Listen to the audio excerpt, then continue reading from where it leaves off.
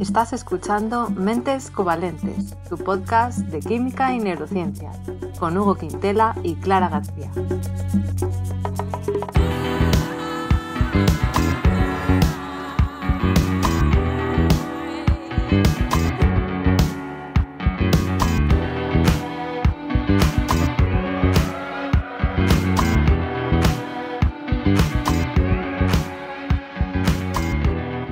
Bienvenidos al episodio 66, en el que vamos a hablar de nada más y de nada menos que de la tesis doctoral de Hugo Quintela, nuestro Hugo de Mentes Covalentes. Hugo, ¿qué tal? Hola, Clara. Doctor Hugo Quintela, por favor. Ay, es verdad. Doctora Clara, llámame. No, eso no. Aquí, bueno, aquí no hacemos eso. Aquí no hacemos eso. No hace falta, ¿no? No sé si tú lo haces cuando te preguntan título, cuando vas a viajar en Ryanair. Uy, perdón. No, a mí cuando me saludan por la calle, digo, doctor. No, además hay mucha confusión con el término doctor o doctora, ¿no? Porque si dices que sí, a mí tampoco me queda muy claro, doctora, bueno, es que la gente piensa que eres médico si le dices que eres doctor. En fin. Supongo, si no dices doctor en qué, sí. Bueno, Hugo, ha llegado el momento, ha llegado el día, el público ha hablado. Jolín, no me lo pongas así, que me pongo nervioso. No, hombre, no. Todo esto, ¿cómo empezó? Pues nada, escribí por redes sociales, bueno, escribimos desde la cuenta de Mentes Covalentes, por Twitter y por Instagram, sugerencias, preguntábamos para temas en redes sociales, y hubo una persona por Instagram que respondió la tesis de Hugo, que no hemos escuchado su experiencia predoctoral. Y luego dije, bueno, pues vamos a poner una encuesta, ¿no? Y preguntamos en Instagram a la gente si le interesaba o no. Porque pensamos, hombre, es que es un tema muy, a lo mejor muy técnico, ¿no? No lo sé, Hugo. Un poco denso, sí. Y ganó el sí por goleada, sí. Así que aquí estamos, a ver cómo planteamos este episodio. 9 votos de 10. Bueno, ganó el sí. Bueno, pues a ver cómo planteamos el episodio de hoy para que podamos entenderlo, porque la química orgánica pues es algo complejo.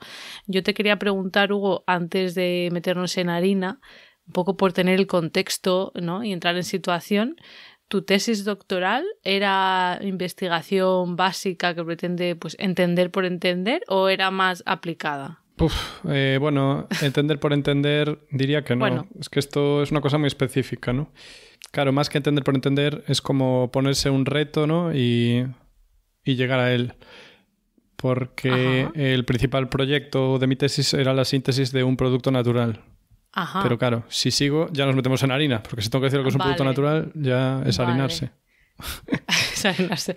Vale, o sea que un poco aplicado, entonces. Vale, puede ser. Sí. Y mi segunda pregunta, también para imaginarnos a Hugo doctorando, es si trabajabas sobre todo más tiempo en el laboratorio, haciendo reacciones, digamos, haciendo cocina de laboratorio de química orgánica, o más tiempo pensando en reacciones con papel y lápiz. Bueno, no me imagino cómo es el día a día de un químico orgánico o de un doctorando de química orgánica. ¿Cómo era eso? Pues era, yo diría que 70-30. Probablemente 70 cocinando, 30 pensando, algo así. Bueno, 60-40, 70-30, algo así. Vale, sí. Vale. Mucho tiempo de pie, unas varices tremendas. ¿Se estaba mucho tiempo de pie en el laboratorio? ¿No tenías taburete? No se puede. Sí había, pero al final muchas cosas te requerían estar de pie, la verdad. Pero bueno, sí, también había bastante taburete. Me estaba haciendo un poco la víctima. No, pero sí que cansa, ¿eh? Yo, hace muchos años que no estoy en un laboratorio de ese tipo, pero cuando estuve sí que recuerdo que cansaba. Y incluso aunque estés en el taburete tampoco estás muy cómodo, porque estás ahí, pues eso, apoyado en la... ¿Cómo se llama? ¿En la polleta? ¿Pollata? En la pollata. Apoyado en la pollata. Por eso de ahí el nombre. En fin. Exacto. Pues yo he buscado tu tesis doctoral para poder tener un poco de información, pero... Madre mía. A alguno no le vino bien cuando pasó en España eso, ¿eh? En plan, al presidente, al candidato a la oposición. Es verdad. Eso no les había gustado nada. Que les buscaran las tesis. A ti te va a venir muy Así bien. Así que hemos terminado. Se nota que es una tesis hecha bien. Pero vamos, no me la he leído. Bueno, a ver. La he mirado por encima para imaginarme de qué iba y he visto el título, que ya me ha parecido pues ya difícil de entender. Pero bueno, ¿te parece bien que lo lea? Ya, no tiene mucho gancho. Bueno, sí, venga, lea. Bueno, a ver, Biomimetic, no sé si se dice así, o mimetic, no lo sé, biomimetic synthesis of something que no, o sea, algo que no sé pronunciar, un menos ahí, PF, luego nos lo cuentas lo que es, 1018, o sea, 1018, and development of photoswitchable GABA A o A receptors. ¿Cómo es? Potentiators. Potenciadores. Eso, vale, potenciadores. O sea, es la síntesis biomimética, o sea, que intenta imitar algo biológico, que es lo que tú has dicho, ¿no? De algo, una molécula, ¿vale? Que luego nos contarás, y el desarrollo de algo, de un ente.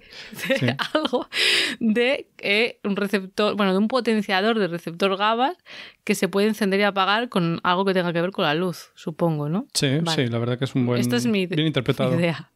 Vale, sí. Y veo que está dividida en dos partes, como el propio título, luego la tesis también, que yo no sé si una parte tiene que ver con la otra, porque eso tampoco me queda claro. Entonces, bueno, si quieres nos puedes empezar a explicar de qué va esto de la síntesis de ese compuesto con ese nombre tan críptico, y ya luego nos hablas de los receptores GABA y de todo lo demás. ¿Qué te parece? ¿Por dónde empezamos? Caray. Bien, retrotraerme al pasado. Tengo la tesis aquí delante, la verdad, y me da una especie de nostalgia extraña. Sí. Pues, a ver, empecemos por el principio. Síntesis biomimética de PF1018. A ver, PF1018 es una molécula. Vale, el nombre no se lo puse yo ni mi grupo de investigación. Y claro, esto consiste en, como dije antes, la síntesis de un producto natural. ¿Qué es un producto natural? Bueno, como sabemos, los organismos vivos, que ya lo vimos en muchos programas, fabrican que si proteínas, que si ácidos grasos, que si azúcares, ¿no? Pero una cosa que también producen son otras moléculas que no son nada de todo esto que acabo de decir. No son ni grasas, ni proteínas, ni nada. Y eso es a lo que se le puede llamar productos naturales. Y ejemplos de productos naturales serían, por ejemplo, la cafeína. ¿Sabes? Que no es ni una proteína, no es un azúcar, no es una grasa. Pues un ejemplo del que también hablamos. A lo mejor el mentol, el alcanfor. Cuando coges la resina de un pino, está lleno de un montón de compuestos aromáticos que también pertenecen a estas clases de productos naturales. Y eso, y tienen funciones muy a menudo de protección o funciones metabólicas. Pero en este caso, el organismo del que sacamos el producto natural, bueno, nosotros no sacamos nada, pero bueno, que sintetizamos, lo producía un hongo nada menos que de Japón. Pero no era shiitake, no era de... No. No, lo cogieron de una muestra de suelo en la prefectura de Nakano, creo. Es que hace tanto que no lo miro, pero recuerdo haberlo escrito muchas veces. y nada, entonces, ¿cómo funciona esto? Pues existe un grupo de investigación que es más bien de química analítica, ¿no? Entonces, esta gente se dedica a coger organismos por el mundo y estrujarlos y a ver qué le pueden sacar. Entonces les van purificando esos productos naturales que producen. Entonces, por ejemplo, pues esta gente cultiva este hongo y cultiva un montón. Y luego se lo carga y luego por una serie de técnicas de purificación pues va quitando lo que comentamos, proteínas fuera, azúcares fuera, etcétera, etcétera. Y al final se quedan pues con una serie de moléculas más pequeñas, ¿no? Porque los productos naturales suelen ser mucho más pequeños que proteínas o que algunos ácidos grasos. Y entonces consiguen aislarlas. Y luego, a mayores de eso, lo que tienen que hacer es... ¿qué palabra? Iba a ser, bueno, dilucidar su estructura. O sea, saber eso que aislaron, qué forma tiene. De esto ya hablamos en algunos capítulos, ¿no? Que ¿quién fue el primero que descubrió tal cosa? Bueno, sí, la descubrió, pero no sabía ni lo que era, ¿sabes? Entonces, una cosa es aislar algo puro y otra cosa es saber qué es esa cosa pura. Y entonces estos grupos pues se dedican a eso. Y entonces encontraron esta molécula y aquí es donde viene el tema que es un poco friki de los propios químicos, ¿no? Que a veces las moléculas tienen interés no por lo que hacen, sino por lo que son. Entonces, en este caso, esta molécula no obtuvieron muchísimo y sí que le hicieron algunos ensayos y nada, pues como lo hacía un hongo, se probó pues como insecticida, ¿no? Y también se probó, creo recordar que contra algunas cosas más, pero no voy a meter ahí... Porque el rollo es que cuando un químico orgánico quiere vender la molécula que hizo, siempre se dice, uy, esta molécula es, ¿sabes? Combate el cáncer o combate el virus, no sé qué. Pero en realidad no suele ir por ahí el tema principal. Sí, porque al final siempre te lo venden así. Pero bueno, sí, tienen algo de actividad, pero nunca es algo significativo. Bueno, nunca no, pero en casos excepcionales es significativo. Y en esos casos significativos pues salen ejemplos como el Taxol, que sí que pues se utilizaba para combatir el cáncer y que se extraía de cierto tejo, me parece. Bueno, pues eso, de un tipo de árbol. O a lo mejor unos fármacos también contra el cáncer. El John Delis, por ejemplo, que se sacó en una empresa española que se llama Farmamar, pues lo sacaron de una esponja marina. Entonces eso, estos productos naturales que se van encontrando, pues algunos de ellos encuentran funciones y luego se comercializan y acaban siendo fármacos. Pero es una inmensa minoría. Vale. ¿Por qué? Pues porque valen para muchas cosas, pero no para lo que necesita el ser humano, ¿no? En un momento dado. Porque, por ejemplo, esta, pues probablemente protege al hongo de agresiones externas, ¿no? O evita que un insecto se lo zampe o lo que sea. Entonces se vio que sí, que tenía una efectividad bastante buena para cargarse ciertas polillas. ¿Vale? Esto, en realidad, decir esto juega a mi contra, porque esto sería, ¿sabes?, el insecticida más caro de la historia de la humanidad si se produjese. Pero bueno, entonces ahora va el rollo. Claro. Claro. Vale, continúa. Haz la pregunta que la estás deseando. No sé si es lo mismo que piensas, ¿no? Digo, entonces, ¿por qué estudiar este compuesto? Claro, porque no solo por qué estudiarlo, sino por qué hacerlo, claro. Porque luego, bueno, ¿qué pasa? Sí. Se vio esta estructura y luego hay los químicos sintéticos, ¿no? Químicos orgánicos, químicos sintéticos, que dicen, buah, esta estructura te apuesto lo que quieras a que se puede fabricar de esta manera, ¿no? Dicen, yo especulo que a nivel biológico se crea por estos mecanismos y yo lo quiero replicar en el laboratorio, ¿vale? Pero aún no he respondido a tu pregunta, porque claro, alguien dirá, hostia, ¿y de qué me vale a mí? O sea, una molécula que produce un hongo matado, ¿para qué la quiero producir yo en el laboratorio? Bueno, pues yo voy a responder a esa pregunta haciendo un pequeño cliché con otra pregunta. ¿Por qué construimos la Torre Eiffel? ¿Por qué escalamos el Everest? ¿Por qué fuimos al Polo Norte, sabes? Vale, o sea, que tiene que ver con intentar alcanzar nuevas metas y explorar lo desconocido. Un poquito sí, y también cuando se hace... A ver, yo no soy arquitecto ni nada, pero bueno. Y de hecho también me parece bonito porque mi jefe era un arquitecto frustrado, eso dice él siempre, y de hecho sacó un artículo, bueno, no es un artículo científico, pero es un artículo, una revista científica, que se llama El químico y el arquitecto, ¿no? Y entonces comparaba la tarea del químico orgánico con un arquitecto. Y entonces las similitudes son que el químico orgánico quiere crear estructuras igual que un arquitecto. Ajá, sí. Lo que pasa es que son estructuras miles de millones de veces más pequeñas que cualquier edificio.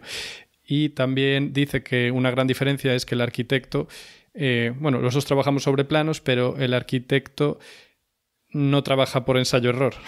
Pero el químico orgánico seguimos en un estado muy primitivo y trabajas por ensayo-error. Tú haces tus hipótesis y trabajas sobre ellas, pero la mayoría de las veces lo que crees que va a funcionar no funciona a la primera o no funciona bien y tienes que irlo perfeccionando. O sea, es como si hicieras una casa, se te cae el muro, solo te cae un trozo del muro, entonces dices, ostras, tengo que repetirlo, vuelves a hacerlo con otra técnica diferente, consigues más del muro, ¿no? Y así poco a poco. Y a lo mejor llega un momento que tienes toda la casa menos la chimenea construida, después la chimenea y se cae toda la casa abajo. Eso pasa muchas veces. Vale. O sea que estamos a años luz de...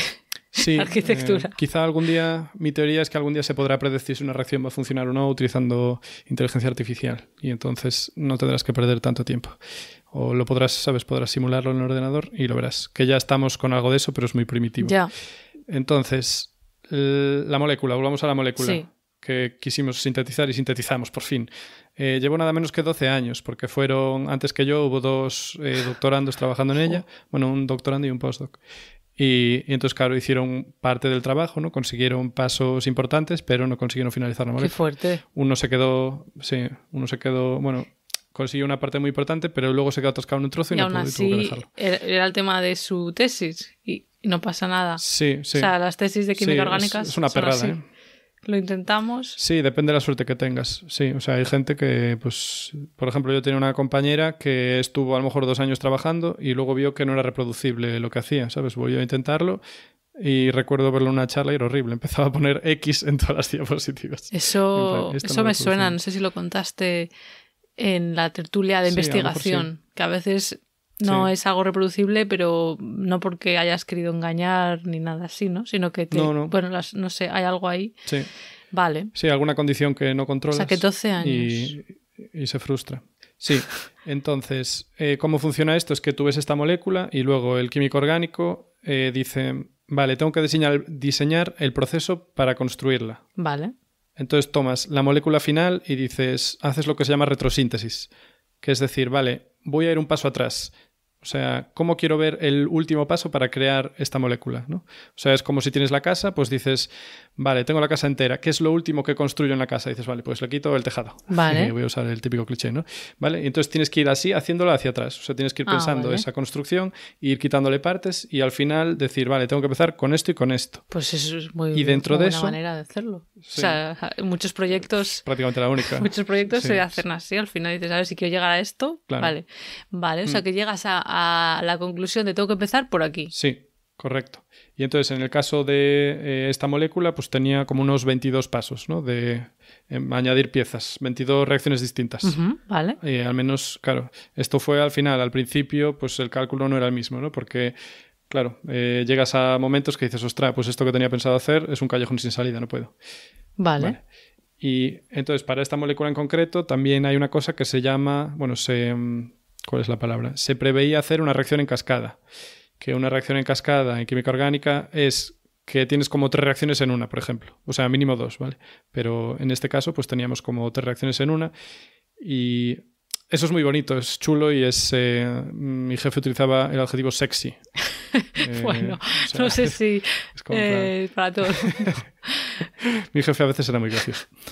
Y entonces eso, hay que ser muy listo para eso. O sea, esto fue cosa de mi jefe, ¿no? El que vio en general cómo se haría la mayor parte de la síntesis, ¿no? Y luego yo la ejecuté y luego cuando había callejones sin salida, pues fui yo buscando cómo sacar las castañas del fuego. Vale. Pero este paso, que es el más importante y espectacular de la síntesis, pues fue cosa suya. Entonces, hay que ser muy listo para esto. Es que hay que ser muy listo. Sí. De verdad, hay que tener una visión espacial y un conocimiento de la química que me parece dificilísimo. Fíjate. Depende de la molécula. Pero bueno, en este caso, pues eso. Ya que le estás dando tanto, ¿no? Bueno, pues su mérito, ¿quieres nombrarle? Ah, sí, Dirk Trauner. Sí, me vale, bueno, justo. pues gracias a Dirk Trauner por... Sí. Bueno, y a mí, claro. por descubrir cómo empezar esto. Y a ti, por supuesto. Y nada, pues eso es la parte de reacción cascada. Y entonces nada, pues yo llego allí y me dice, mira, tenemos este proyecto, aquí tienes los pasos, venga, ahora te empujan y ahí vas. Y así pues yo estuve unos 4 años con esto, más lo que te dije en total, pues serían unos 8 años para hacer la molécula. Madre mía, o sea, los 4 años de la tesis estabas en paralelo con lo de sintetizar esta molécula con este nombre raro y aparte la segunda parte que hemos dicho, ¿o la segunda parte vino más al final? Sí. La segunda parte vino más al final, como en la segunda mitad, pero antes de eso tuve otros proyectos también pequeños, pero no llegaron a tesis ni tampoco llegaron a artículos científicos porque, bueno, no fueron lo bastante exitosos. Es lo malo de la química orgánica, que vas intentando. Bueno, y si no pasa en muchas ciencias experimentales. O sea, a lo mejor en la química orgánica más, pero claro, que también en otras áreas pasa que, bueno, tú pruebas y a veces no encuentras lo que... Bueno, si no encuentras lo que esperaba, es verdad que puedes decir, mira, esto no lo hemos encontrado. Vale, entonces volviendo a esto, a ver si lo entiendo. Hubo un día que tú ya dijiste, vale, ya he conseguido sintetizarla. ¿Ese día? Sí, hubo un día. ¿Cómo recuerdas ese día? Bueno, sí, me acuerdo estar ahí en la sala de RMN, que es resonancia magnética nuclear, que ya hablamos de ella alguna vez, y es una técnica que se utiliza mucho en química orgánica, básicamente para saber qué puñetas acabas de sintetizar, porque es la más importante. Entonces, con esto creas una especie de gráfico donde puedes deducir la posición de los protones de la molécula y, bueno, de otros átomos, pero el que usamos continuamente es el de los protones. Entonces tienes que poner una muestra en un aparato y te va dando un diagrama de picos. Y claro, es divertido porque tú interpretas un diagrama de picos y entonces dices, ¿está aquí o no está? Y en este caso, lo único que había que hacer, entre comillas, era comparar lo que tú tienes con lo que habían aislado los señores de Japón. Vale, entonces dices... Y claro, yo ya me sabía dónde estaba más o menos todo y yo en plan, uy, esto se parece mucho. Uf. Sí, entonces lo comparas y pues eso, pues mucha alegría. Estaba bastante sucia la muestra porque también tienes que purificarla. Pero sí, fue quitarse alegría y quitarse un peso de encima, porque ya te digo, igual estás los 4 años y no lo consigues y entonces dices, jova, lo que publique va a ser mucho peor, claro, ¿sabes? Claro. Va a ser mucho más patata. ¿Y te pusiste nervioso en plan como el que le suena que su boleto de lotería es el ganador y se pone a buscarlo rápido a ver si eso no es? ¿Te pusiste nervioso o tampoco fue un momento tan eureka? No, fue un momento sí de alegría y de eso, de quitarme el peso encima. ¿Dónde estabas? ¿En qué país? Por fin. En Estados Unidos, en Nueva York. Vale. Sí, porque hice 2 años y pico en Múnich y 2 años, bueno, más o menos, en Nueva York también. Vale, estabas ahí y estabas con más compañeros en el laboratorio, ¿pudiste celebrarlo o compartirlo? Tenía una compi de otro grupo, sí, y sí, como, no sé si la abracé o algo así, la zarandeé un poco, ¡está, por fin! Por fin, hombre, después, joder, sí. Tantos años ya los tuyos más los de los precursores. Sí. Vamos. Y también me acuerdo una vez, porque la facultad en la que estaba era la de Artes y Ciencias, y era bonito porque... Bueno, en la sala en la que me pasó esto era donde había un aparato de RMN, pero hubo una temporada que no podíamos usar ese, teníamos que ir a otra sala y al lado de esa había una sala muy grande, como, no sé, con 100 plazas o algo así, y con un piano de cola. Y como tenías que esperar para los resultados, alguna vez estaba la puerta abierta y yo mientras esperaba me iba a tocar el piano. Y era súper bonito, porque en alguna de esas creo que me había dado resultados ya súper importantes. Y claro, romántico. Era como una cosa bastante mágica. Sí. Qué tiempos. Y con esa información de, vale, sabemos cuáles son los pasos, eso luego es lo que tú dices, es como, vale, pues ya tenemos el mapa, hemos descubierto cómo hacerlo y con eso se puede hacer algo o simplemente ayuda a entender mejor cosas que son útiles. Sí, claro. Otra cosa que no dije es eso, cuando alguien, sin saber yo de arquitectura, pero cuando alguien hace un edificio nuevo, ¿no? Innovador, con alguna técnica espectacular o innovadora, lo que consigue es que los que vengan detrás tengan más conocimientos cuando se quieran enfrentar a un reto arquitectónico. Claro. Pues en este caso, resolviendo los problemas de síntesis de esta molécula, esa reacción en cascada que te dije, y luego otros problemas que tuvimos en la síntesis, pues... digamos que añade páginas al libro de conocimiento. Entonces, cuando alguien quiere hacer una molécula que tenga una característica compartida con esta, pues ya tendrá técnicas nuevas para enfrentarla, ¿no? Entonces, es como siempre añadir páginas al libro del conocimiento general. Claro, o sea que puede ser muy importante. Sí, claro. Y entonces, bueno, pues algún día seguramente permita, cuando alguien tenga que hacer una molécula con una utilidad quizá más utilitaria, pues utilizar cosas que se descubrieron en esta. Yo espero que cuando le den el Nobel a esa persona, pues te cite. Efectivamente. Bueno, citará probablemente en plan Dirk Trauner y colaboradores. Bueno, algo es algo. Y otra cosa que no dije es que también dentro del proyecto colaboraron con nosotros unos químicos orgánicos expertos en química computacional que conseguían explicar por qué la cascada de la que hablé funcionaba. ¿No? Hacen simulaciones, cálculos de energías y tal. Y dicen, pues, ¿sabes? La molécula se pone de esta manera en vez de esta porque es la energía más baja, es lo más estable, no sé qué. Porque, claro, en la reacción cascada que te comento, a lo mejor había 16 posibilidades de producto. Madre mía. Y, sin embargo, sale muy mayoritariamente la que nosotros necesitábamos. Y eso... Bueno, no voy a profundizar aquí porque no creo que tenga mucho interés para el Lego, pero es muy, muy interesante cuando estás un poco metido, ¿no? O sea, y tengo ahí una página de la tesis que aparecen todos los posibles productos que pueden salir y, bueno, y el que sale. O sea, que hay una parte así multidisciplinar de esta investigación. Muy sexy. ¿No? De colaboración. Sí. Y cuando entiendo que fue tu jefe, Dirk, que dijo vamos a intentar esta molécula sintetizarla, la cogió porque era especialmente difícil adivinar cómo sintetizarla, sí, vale, sí. Es como un reto. Bueno, porque es una molécula muy intrincada, sí. Vale. O sea, tiene como varios anillos fusionados y tal. Y vale. Sí, es lo que alguien llamaría bonita. ¿No? Porque lo bueno que tiene especializarse en algo es que aprendes nuevas formas de ver. Bueno, habrá que buscarlo. O sea, yo no la siento tanto como la sentía mi jefe, pero... Hijo, ¿y por qué no le ponen un nombre, un apodo o algo? ¿No tiene? ¿Cómo la llamabais? ¿Lo cortabais? ¿O te decías todo? Ostras, ¿cómo la llamaba? ¿Cómo es? PF... No, PF1018. Sí, todo. PF1018, sí. Hombre, pues yo creo que se merece un apodo o algo. PF1018. No son muchas sílabas tampoco. Una vez te acostumbras a decirlo, ya está. Y ahora que ya hemos entendido esta primera parte, yo creo, ¿no? La segunda parte de estos potenciadores de los receptores GABA, ¿eso tiene que ver algo con la primera parte o es, bueno, son dos partes de la tesis y ya está? Son dos partes distintas. Vale. Es que nuestro grupo de investigación se dedicaba a estas dos cosas. Vale. Una síntesis de productos naturales y la otra síntesis de fotointerruptores, pero voy a tener que decir fotoswitches porque nunca se tradujo el nombre. Pues... Así que fotoswitches. Vale. Interruptores, fotointerruptores. Vale, o sea, es un interruptor metafóricamente, ¿no? Una molécula que se puede, entiendo, activar o desactivar. ¿Con qué? ¿Con luz? Con la luz. ¿Con qué tipo de luz? Sí. ¿Cómo va eso? Pues depende. Algunas con ultravioleta, otras con visible. Ajá. Y me voy a quedar ahí porque con infrarrojo no suele pasar. Vale. No creo que sea posible. Entonces, ¿tú qué es lo que tenías que hacer con esto? Pues a ver, primero voy a explicar el concepto, ¿no? Porque en la naturaleza ya existen algunas moléculas que son fotoactivables, vamos a decir. Y ejemplos de esto serían, por ejemplo, la rodopsina, que es una molécula que tenemos todos en los ojos y que al incidirle la luz, bueno, es una cadena lineal, hablamos muchas veces aquí de las cadenas, y tiene muchos dobles enlaces. Y resulta que los dobles enlaces tienen dos configuraciones, que creo que lo dijimos alguna vez también, que son la E y la Z, también llamadas cis y trans. Pues lo de E y Z no me suena. Cis y trans en los enlaces, vale, pues no sé, si me lo imagino. Podemos imaginaros una cadena que siempre zigzaguea, ¿no? Que siempre va un poco arriba, abajo, arriba, que hace triangulitos y siempre arriba, abajo, arriba, abajo. Uh-huh.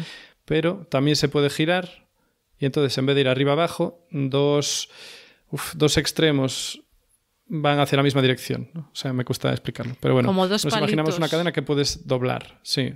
Dos palitos que apuntan a lados diferentes o que apuntan al mismo lado. ¿Arriba y abajo o los dos arriba? Vale. Sí. Sí, una configuración es uno arriba y otro abajo y la otra configuración es los dos hacia abajo o hacia arriba, hacia el mismo lado. Vale. Y entonces esto se puede cambiar con la luz y en esta molécula, la rodopsina que tenemos en los ojos, ocurre y eso es lo que acaba activando nuestra visión. Ese cambio de conformación hace que podamos ver. Y otro ejemplo, por ejemplo, es la bilirrubina, que también tiene configuraciones distintas si le da la luz o no. Y tanto es así que cuando algunos bebés, no me preguntes por qué, nacen con estaba pensando en eso. Bilirrubinemia. Sí, no sé cómo se llama, sí. Es una palabra compleja. Y les ponen luz. Sí, que efectivamente les dan terapia con luz porque eso cambia la conformación de la bilirrubina a una que se puede eliminar del cuerpo. O sea, una está más pegada a tu cuerpo y otra se lava más fácil. Entonces consiguen que la expulsen y así pues sobreviven los chavales. Qué bien que me has explicado esto porque un día me lo estaba explicando un amigo que al nacer le pasó eso. Le pasó a él. Y yo no tenía ni idea de todo esto. Y ahora entiendo por qué. Y le ponían una mantita con luz azul, creo, o lo ponían a lo mejor en una especie de incubadora con mucha luz azul. Wow, bueno, es que la química nos explica todo. Vale, o sea que estas moléculas existen en la naturaleza, muy bien. Sí. ¿Y qué más? Vale, y en este grupo lo que se especializa es en coger moléculas que ya existen y añadirles esta función de que con la luz cambien su estructura. Es un cambio reversible. Vale, con la finalidad de hacer algo o demostrar que se puede. Muchas. No, aquí ya aplicado. Es con más aplicación práctica. Vale. Entonces, hay muchos tipos de fotointerruptores, pero en el que se centraba el grupo cuando yo estaba sobre todo eran los azobencenos, que son un tipo de moléculas que se conocen hace mucho tiempo y que alguno incluso es un colorante alimentario, algún tipo de estos compuestos. ¿Por qué? Porque están muy coloreados todos, tienen colores muy intensos, suelen ser así rojos, naranjitas, morados, dependiendo del compuesto. Y entonces, ¿qué pasa? Que hablamos del benceno un millón de veces aquí. Sí. O sea, ya estoy harto de hablar de los bencenos. Anillos de 6 que son planos. Vale, pues en este caso tienes 2 y están conectados entre sí por 2 átomos de nitrógeno. Vale. Y entonces lo que ocurre es que cambian también, como el doble enlace que dije antes, la conformación de cis a trans. O sea, uno para arriba, uno para abajo, un anillo de benceno para arriba, otro para abajo, a los dos para arriba o los dos para abajo. Y entonces eso, al cambiar la forma de la molécula, como podemos imaginar, eso va a cambiar un montón la interacción que pueda tener esa molécula con, por ejemplo, nuestras proteínas. Vale. Tiene lógica. Sí. Entonces, ¿qué pasa? El caso ideal, ¿no? O sea, lo que aspiraríamos, porque este grupo, pues, oye, va creando moléculas que tienen efectos, pero ninguna de estas moléculas se convirtió en un fármaco, aunque alguna... bueno, no sé en cómo estará ahora la cosa, pero se quería utilizarlo como fármaco en los ojos. Creo que para, ¿cómo se llamaba? La degeneración macular, que, bueno, creo que al final no llegó, creo que se hicieron algunos ensayos pequeños, pero creo que no llegó a ser un fármaco porque el camino a los fármacos es súper complejo. Pero bueno, entonces, a nivel de medicina, también antes dije que la química orgánica en cuanto a la síntesis es primitiva, porque es ensayo-error, ¿no? Un poco. O sea, con previsión, pero al final, hasta que no ejecutas el experimento, no sabes si va a funcionar o no. Y a nivel de fármacos, en realidad también estamos muy primitivos, porque En plan, oye, que tengo una infección en una amígdala. Ah, pues tómate este antibiótico que va a llegar a todos los rincones de tu cuerpo y también va a llegar a tu amígdala, ¿sabes? O en plan, oye, tengo un tumor ¿sabes? En un pulmón, aquí este trocito. Ah, pues tómate esta quimio que va a llegar a todas partes de tu cuerpo. En oncología es un poco diferente. Ya es más concreto. Ya hay terapias más concretas, sí. Menos agresivas, sí. Pero bueno, exagerando un poco, pues tenemos mucho que mejorar ahí. Entonces, la idea de la fotofarmacología sería, oiga, tengo, pues eso, esta infección aquí. Entonces, la idea sería que tú puedas activar localmente ese medicamento que te tomes en la zona donde tienes el problema. Pero como... Y dirás tú, ay, claro, ¿cómo hago llegar ahí la luz? Eso digo yo. Desde luego, si es en una zona superficial, podrías ponerte un pequeño implante LED que estaría ahí brillando, ¿no? En plan tic-tac, tic-tac. Y entonces haría que en el resto del cuerpo la molécula no estuviera activa y solo se activara cuando pasara por ese LED, por ejemplo. Esta sería una idea. Luego, cuando hablamos de problemas en el ojo, pues ahí ya estás recibiendo luz, ¿no? Y también hay otros que, claro, depende cuál de sus formas se activa. O sea, a lo mejor la forma activa es la que se activa con la luz, o puede ser que la luz la inactiva. Claro. Es decir, podría ser activa, por ejemplo, en toda la superficie de tu piel y luego en tu interior, digamos, no estaría activa. Entonces, con esto se podrían, ¿cómo se dice?, apuntar, ¿no?, a sitios más localizados que con la medicina actual. Vale, es una de las estrategias. Claro, hay otras muchas. Sí. Pero vale, entiendo. Correcto. O sea, que ese sería el interés aplicado de poder llegar a hacer que una molécula que normalmente no tendría estabilidad pueda tenerla. Vale. Y en concreto... Actividad, sí, dijiste, ¿no? Es que entendí estabilidad. No, actividad, sí. Y en concreto os fijasteis en esto que son potenciadores de receptores GABA, se llaman. Sí. Antes de que llegara yo, ya hubo un proyecto que funcionó, que fue el de construir el lazo Propofol. El Propofol, creo que hablamos... o eso creo, no estoy seguro. Cuando hablamos de los anestésicos, es un anestésico que se utiliza mucho y es de anestesia total. O sea, te lo inyectan y te queda sopa. Vale. Y te ponen una dosis bastante alta porque, bueno, no tiene actividad muy alta. La cuestión que en mi grupo consiguieron sintetizar el azopropofol, que era añadir este azobenceno. Entonces, ¿qué hacía? Que esto lo hicieron con los peces cebra, que se utilizan mucho para experimentación. Los pusieron en un tanquecito con propofol y ¿qué pasaba? Estaban todos sopa. Sí. Porque estaba sopa. Luego los ponían en otro tanquecito, les ponían azopropofol y ¿qué pasaba? Estaban sopa. Luego cogían una lamparita LED con no me acuerdo qué longitud de onda, alumbraban a los que estaban con propofol normal y ahí seguían sopa. Sin embargo, cuando alumbraban a los que estaban con el azopropofol, es que el nombre es muy parecido. ¿Cómo es? Propofol. Sí, vale. Porque son los azobencenos. Vale. Entonces cuando le ponían la luz a los peces con el azopropofol, ahí ya no... Se despertaban. Se despertaban y se movían. Ahora bien, en cuanto retirabas la luz, volvían a quedarse dormidos. Wow. Entonces, esto va por este tema, ¿no? De activar receptores que controlan pues, la vigilia, ¿no? Como son los receptores GABA-A, que son a los que yo me dediqué. Y entonces, en mi parte del proyecto, lo que hice fue coger moléculas que tenían como diana estos receptores y también añadirles el grupo azo. Y una parte que era innovadora es que ya no eran azobencenos, bueno, algunos sí, pero otros eran heterociclos. Que esto también es una parte innovadora porque hasta ahora no se habían hecho, claro, digo azobencenos, es decir, que tienen bencenos, pero los míos tenían heterociclos, que son bencenos en los que algunos de los átomos ya no son carbonos, sino que son otros átomos. Y esto entonces cambia mucho las propiedades de qué longitudes de onda absorben, o sea, puedes activarlos con luces distintas y también les da colores distintos, pero eso no es tan importante. Pero bueno, que tienen propiedades distintas y la síntesis es más compleja también. Vale, o sea que, a ver si me he enterado. Lo que estabas explicando antes de que eran como un benceno, pero unidos y por los grupos nitrógenos y pueden estar para arriba o para abajo, cis o trans, ¿eso es el grupo que le añades o no? Eso es lo que le añades para... Normalmente sí. ¿Y es lo que hiciste tú? ¿Añadirle eso? Sí, yo lo hice, pero en vez de tener bencenos tienen heterociclos, que son parecidos a los bencenos, pero más complejos porque tienen átomos distintos al carbono. Pero eso es lo que les hace... Lo que les hace poder responder a la luz, que son los no son los bencenos, porque tú dijiste que eran otra cosa. Es el conjunto. El conjunto de ese tipo de moléculas. Es que tengan... Exacto, que tengan esos dos nitrógenos y luego sistemas aromáticos. Que aromáticos era que tenían los dobles enlaces que resuenan. Que van cambiando. Sí, que pueden moverse, ¿sabes? Uno se puede mover aquí, luego allí, luego ahí y están continuamente moviendo. Vale. O sea que tú estabas haciendo neurociencia en realidad.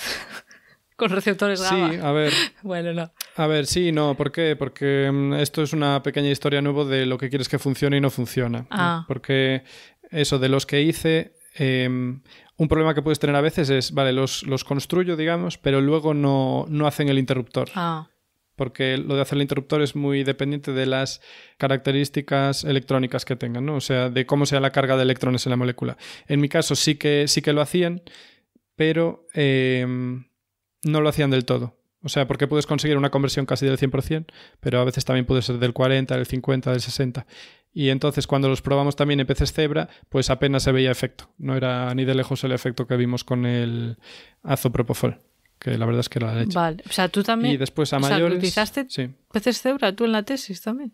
Bueno, yo no, colaboramos con un grupo que los testeó. Vale, una cosa, por si la gente, bueno, por los que hayan llegado antes, o sea, más tarde al podcast y no hayan escuchado pues que el episodio, bueno, para que sepan, el episodio, tenemos un episodio donde hablamos de benzodiazepinas, ¿no? Sí, correcto. Y ansiedad, yo me fijé más en la ansiedad, que ahí hablamos también de los receptores GABA, ¿no? Que el GABA es un neurotransmisor. Entonces, bueno, no sé, si quieres aportar algo más. Tú has dicho que tiene que ver también con la somnolencia. Sí, correcto. Pues estos receptores lo que hacen es que disminuyen, una vez se activan, hacen que se exciten menos las neuronas. Y entonces las moléculas que nosotros hacemos hacen que sean más fuertes todavía el efecto de estos receptores, que trabajen más eficientemente. Entonces eso, te quedas más sopa, te quedas más tranquilo y al final te quedas dormido. Y entonces también otras moléculas que hice son sustancias Z, no sé cómo se dice en castellano. No lo sé. Creo que son sustancias Z o drogas Z, como el Zolpidem. Que es una pastilla que te tomas para dormir, pues también a esta le añadí bueno, no justo a esta, pero a moléculas parecidas, y luego también al diazepam prácticamente, a una molécula que era prácticamente igual al diazepam, pues conseguimos elaborar una ruta para crear kilos, si queremos, muy eficiente. Lo malo es que no dio tiempo a testearlo y yo me fui y no conseguí convencer a mi jefe de que enviara esto a hacer los ensayos permanentes o pretenientes. Porque eso es otra lucha, que a veces los proyectos se quedan en un cajón y como ya no estás en el grupo, pues si no lo mueves tú, no consigues que te lo muevan. Se queda ahí la cosa. Vale. Entonces digamos que la parte, lo que tú hiciste sería la parte de unir eso al potenciador, ese grupo tan complicado, heterocíclico. Sí, bueno, o sea, yo, claro, lo que hice fue la síntesis, la parte sintética, diseñarla y luego ejecutarla. Vale. Y luego los ensayos los enviamos para afuera.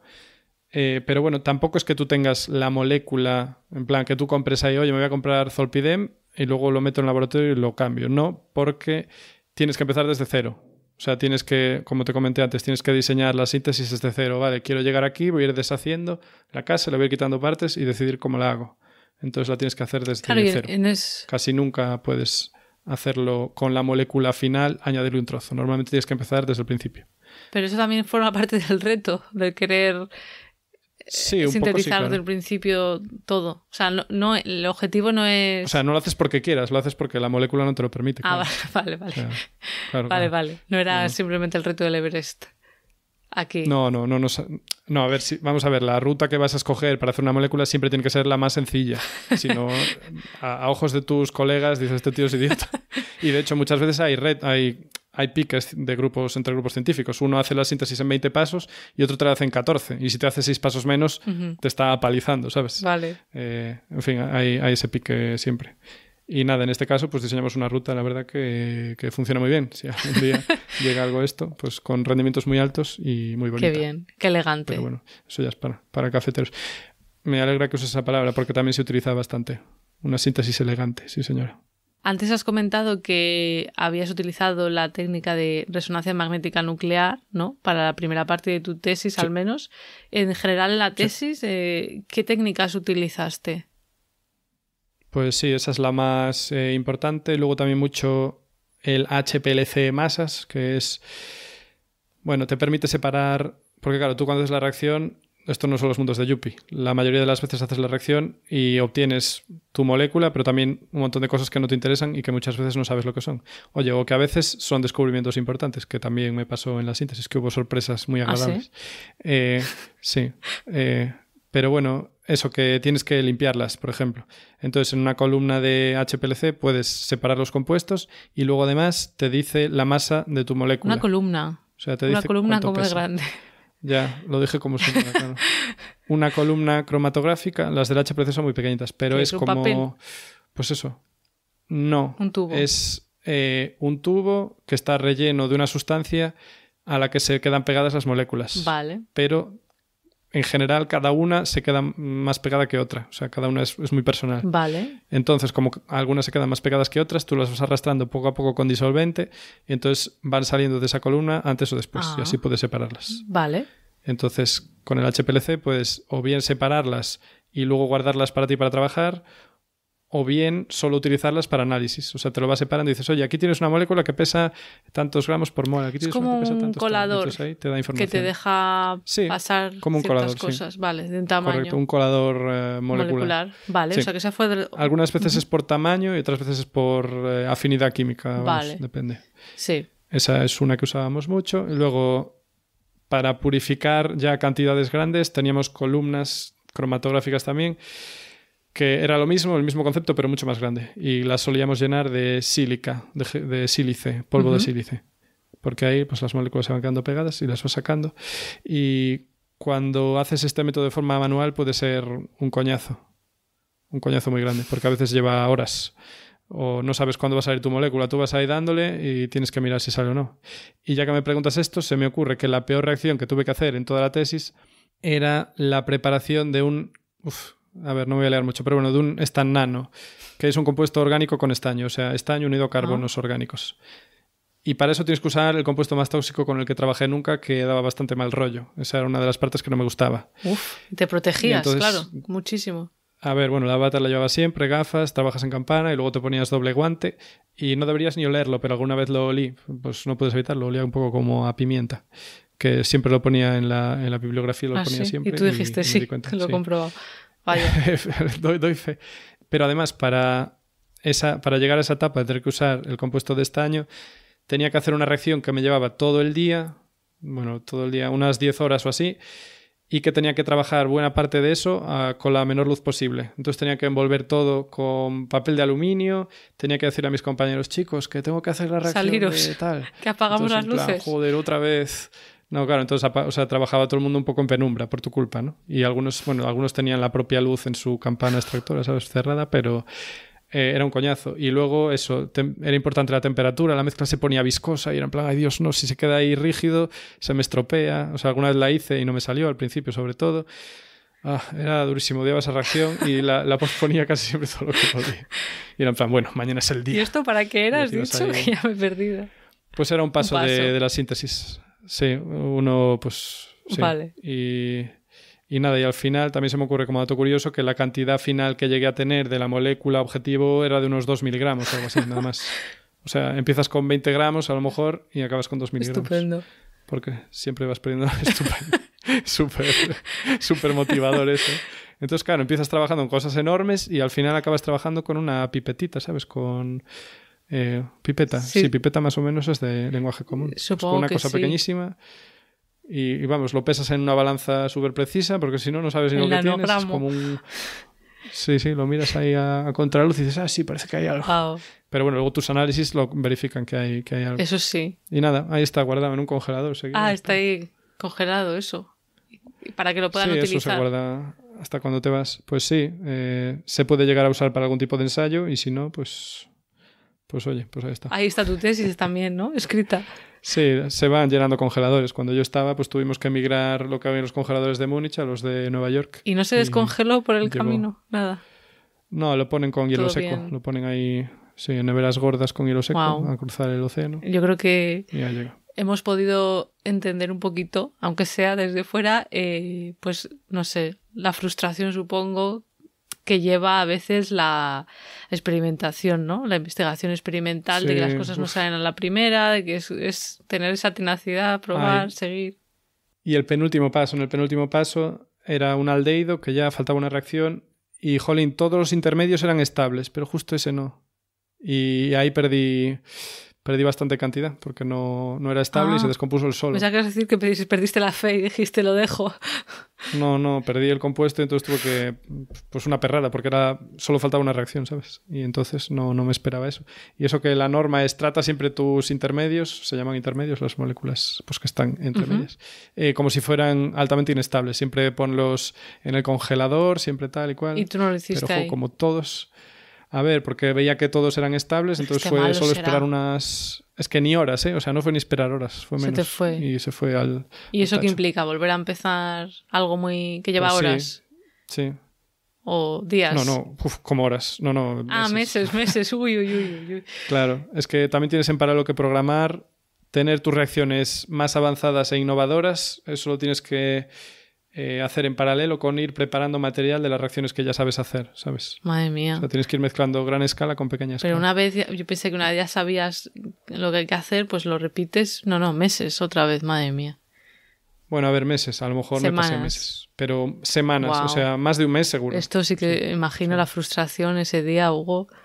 Uf. Sí, porque eso, hay que ser responsable de ir siempre preparando material de refresco por si ¿sabes? Pierdes el frente que tienes. Bueno, a ver, lo digo y lo recuerdo con nostalgia, pero sí, es bastante yo creo que a toro pasado dices, pues la época esa, ¿no? Lo recuerdas con nostalgia, pero en el momento, hombre, pues me imagino que fastidia. Ni nostalgia ni miedo. Fastidia bastante ese día, si has estado ahí unas cuantas horas, luego la meses. Nostalgia es muy peligrosa, ¿eh?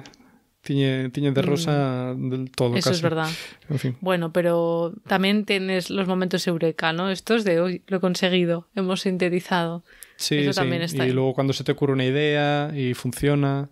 Bueno. O cuando descubres una cosa y es lo que pensabas. Yo creo que es bonito. A aquellas personas que estén estudiando química, ¿no? De nuestros oyentes, esperamos que os haya parecido, bueno, no sé, inspirador, ¿no? Si os planteáis hacer un doctorado, o por lo menos que sepáis cuál es la realidad, ¿no? Que no hay que romantizar tampoco lo que es la investigación. Tiene sus cosas buenas hay y que malas. Perseverar, mucha paciencia. Exacto. Bueno, Hugo, pues un placer haberte oído hablar de tu tesis doctoral. Ahora ya la entiendo un poco mejor. ¿Tú crees que tu familia la entendía o van a descubrir cosas nuevas? O amigos. Sí, yo creo que tendrán cosas nuevas, ¿eh? Sí. Si la escuchan, claro. Si alguien escucha de tu entorno esto, yo creo que, oye, te conocen un poco mejor. Bueno, pues muy interesante y nos despedimos de nuestros oyentes. Pondremos un enlace a la tesis de Hugo en las notas que podréis encontrar en la web de Podcastidae, la red de podcast a la que pertenecemos. La página es podcastidae.com y si queréis apoyarnos podéis darle al botón de suscribir desde vuestro reproductor preferido, darle a me gusta, dejarnos comentarios y para estar al tanto de todas las novedades podéis seguirnos en redes. En Twitter estamos como @cobalmentes y en Instagram y Facebook como Mentes Covalentes. Hasta la próxima. Gracias por invitarme.